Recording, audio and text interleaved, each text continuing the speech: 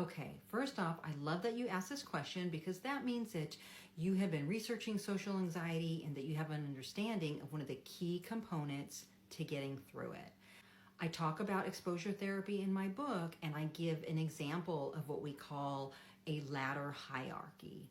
So when you're starting to do exposure therapy, you are going to write out a list of different tasks that feel very stressful, scary, or anxiety provoking for you.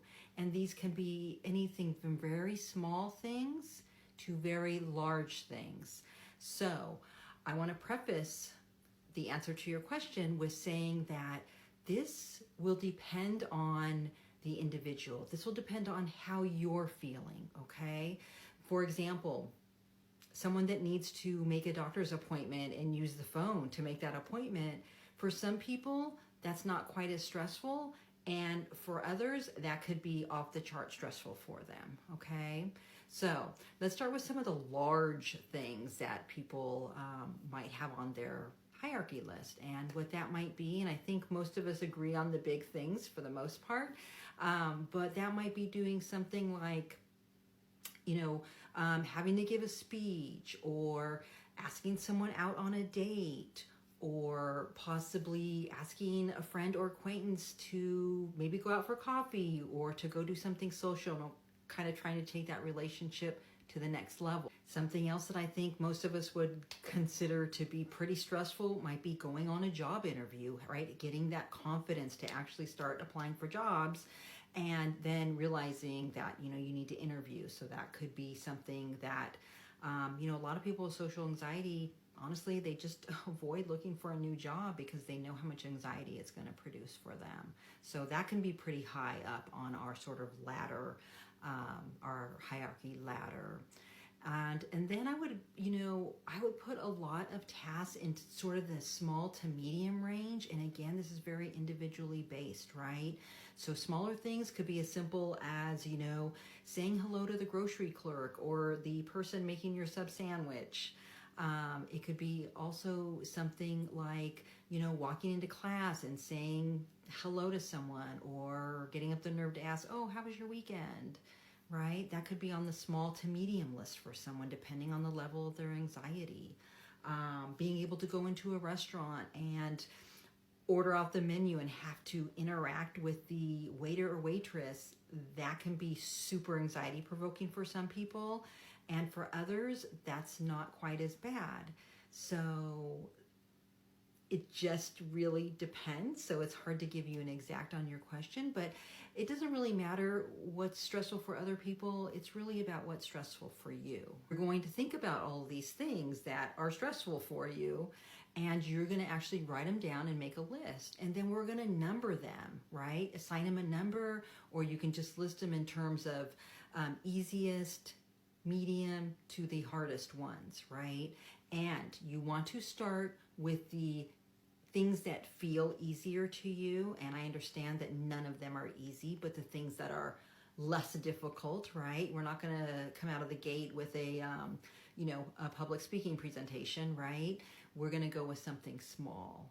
So start with these small things on your list, and then you need repeated practice doing that. So for example, if you're going to, let's say you have on your list that I'm going to interact with coworkers more and try to start with some small talk with them, right? So you're going to have that on your list, and you don't just do it once and check it off. You have to do it multiple times, because we need your brain to start realizing that what you're doing is not dangerous. Because right now, with your social anxiety, your brain is interpreting that task as something you need to panic about, right? And actually have those physical symptoms over. When asking your coworker how their weekend was, I think we know logically is not something to feel panic about, right? Or dangerous, like it's dangerous to you. So you need a lot of repeated practice. You start with the tasks that feel smaller to you, that you assign a lower number, like, maybe asking your coworker how their weekend was is Maybe that's a number of a 10, and maybe doing an interview is an 85 type of thing, right? You start with the smaller numbers and then you gradually work your way up. So when I tell you that it takes a lot of exposures for you to feel more comfortable, just know that when you start out, you're gonna feel super uncomfortable, right? It's gonna feel awkward. It's going to feel like you might want to die inside. It's going to, it's just a terrible feeling. It's just a terrible feeling. And know that when I tell you, okay, this is what you need to do, let's start with this first exposure, right? Well, times 1 through 10, you might be profusely sweating, your heart is racing, you might feel like you want to be sick to your stomach, it's horrendous, right? But then imagine times 10 through 20 that you do it, right? You still feel some of the physical symptoms, but maybe it's not quite as intense. And then think about doing something from times 20 to 50, right?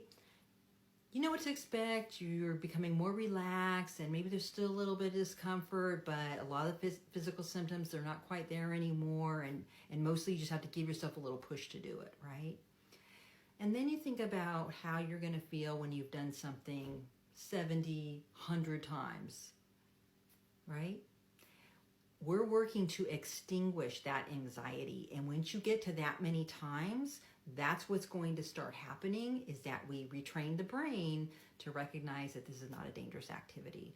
So what's important is that I'm going to feel uncomfortable doing this, and I just need to push through it anyway. But we start small. We want some really nice wins, and then once you feel like you have successfully dealt with those lower level exposures, then you go to the next level. Any follow-up questions, let me know. Otherwise, I hope that helps, and I'm wishing you the best.